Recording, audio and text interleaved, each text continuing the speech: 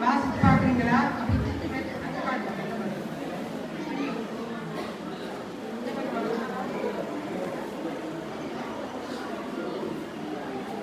வாசித்தீங்களா? Right.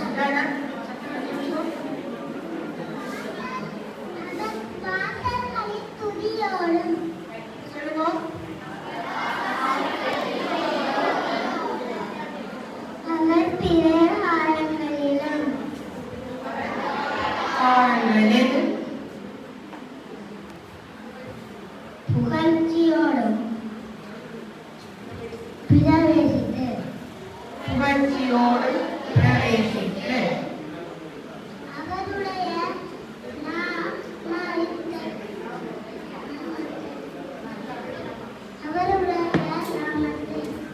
அவருடைய நாமத்தை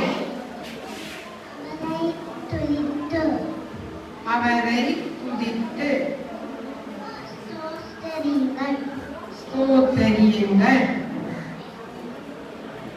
சங்கீதம் 1:4. சங்கீதம் 1:4.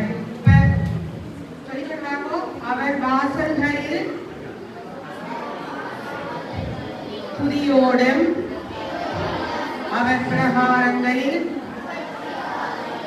புகழ்ச்சியோடும் பிரவேசித்து அவருடைய நாமத்தை ஸ்தோத்திரியுங்கள். அவருடைய நாமத்தை